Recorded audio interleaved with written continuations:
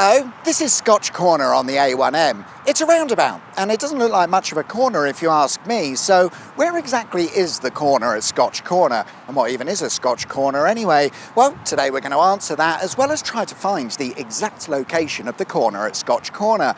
My name is John, welcome to Auto Shenanigans. Why not consider subscribing?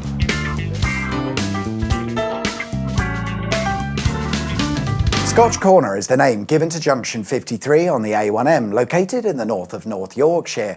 At the junction we find the A66, the A6055, the A6108 and this road. Doesn't matter because we don't really care about those roads, except for the A66, which from here heads west to Penrith, and the M6, but more on that later.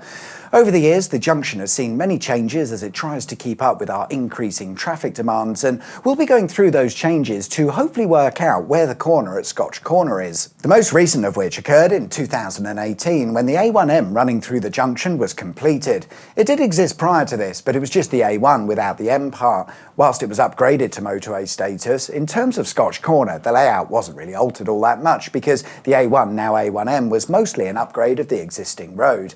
The biggest changes at the time would be the additions of the A6108 and the A6055, which were designed with local traffic in mind. Under motorway regulations, farm traffic, mopeds, cyclists and pedestrians, etc. are all prohibited from using it. It's a motorway. That makes sense. However, if you build a motorway on top of what used to be the road everyone used to get around, you need to provide a replacement, or replacements, in this case the A6108 and the A6055. They allow you to get about without using the motorway.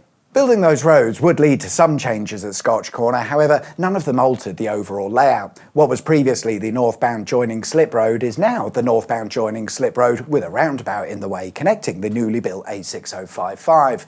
And to the south, another roundabout was built, again connecting the A6055, but interestingly, if you head south along said road, you're driving along what used to be the A1 before it was upgraded to a motorway.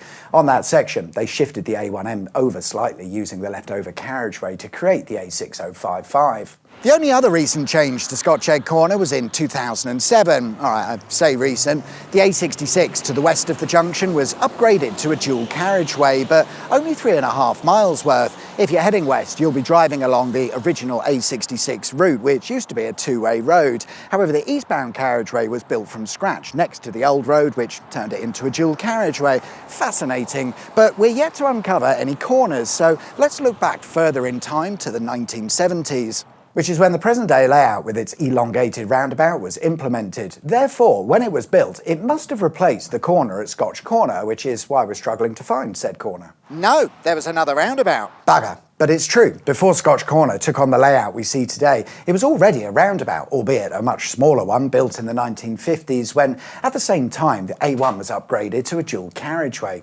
The layout looked a bit like this, and an interesting thing to note is that what is now the Scotch Corner DVSA checkpoint has been built on what used to be the A1 dual carriageway built in the 1950s, and the A6108 running to that recently built roundabout is effectively a recycled section of the same 1950s built A1. In any case, with Scotch Corner at the time being a much smaller roundabout, does it satisfy our search for the corner at Scotch Corner? Sorry, but no, I don't think it does. I'm looking for a proper corner, not a nice curve at a roundabout. But surely this roundabout, when it was built, replaced the corner at Scotch Corner. No, there was another roundabout, and this is getting ridiculous. Yeah, the roundabout at Scotch Corner has actually been in place since 1940. Probably could have said that earlier. And back then, the layout was quite similar to that of the 1950s, but without any A1 dual carriageway, it was just a normal-sized road. To make way for the roundabout's construction and to prepare the road for future widening projects, a coaching inn known as the 3 Tons had to be demolished, and depending on which source you read, it was either built in the 1820s or sometime in the 1500s, both are plausible. However, whilst the inn was demolished, a new and exciting building was builded to replace it. And it's this, the world-famous Scotch Corner Hotel. Most likely not world-famous, but it is a well-known landmark for travellers that's been situated at Scotch Corner for 87 years. And apparently it was designed with the discerning motorist in mind, offering plenty of space for your motorised carriage. And in the old days, there was a petrol station next door linked to the hotel. In 2012, it had a multi-million-pound refurbishment when Holiday Inn took over, and somehow it's still going. Perhaps that's because, for a while, the hotel may have enjoyed a bit of a monopoly, being the only facility at Scotch Corner. But Moto changed that in 1980 with the addition of the Scotch Corner services area, which also has a hotel. Who knew there was such a demand to stay the night at a junction on the A1M? But yeah, back to that. And what we're saying is that Scotch Corner was a roundabout as of 1940. So what were we dealing with before then? Surely we're getting close to the corner at Scotch Corner. Yeah, we're getting close, because before all of the above, Scotch Corner was a crossroads. In the early 1920s, when road numbers were invented, the crossroads connected the A66, that other road, and the A687. Hang on, what happened to the A1? In those early days of road numbers, the A1 was to be found a couple of miles to the east, following the route of what we today call the A167.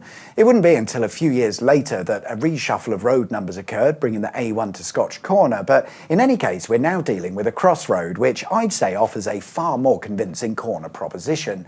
I'll explain why it's not Scotch Corner in a bit, because first, why is it called Scotch Corner? Well, let's say you're a long-distance textile merchant heading north from London to Scotland looking to sell your wares. If you were heading to Glasgow, you'd turn onto the A66 or left at Scotch Corner. If heading to Edinburgh, you'd continue straight along the A1 or whatever it wasn't.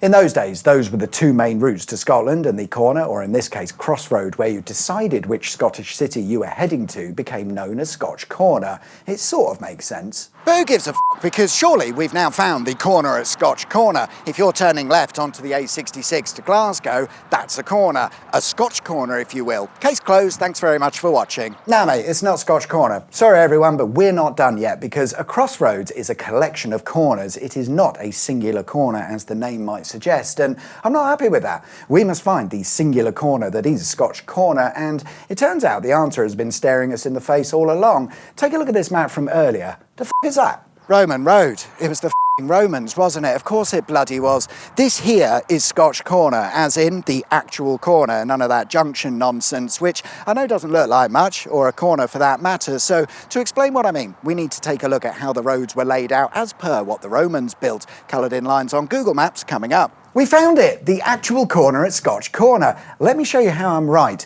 In the Roman times, the roads around Scotch Corner were far simpler and laid out like this. Notice that it's a T-junction. If heading to Glasgow from London to sell your wares, you'll turn the corner to make that journey. Or you won't, and instead go to Edinburgh from the corner at which you decided your Scottish route and destination, the Scotch Corner. But what remains of the actual Scotch Corner?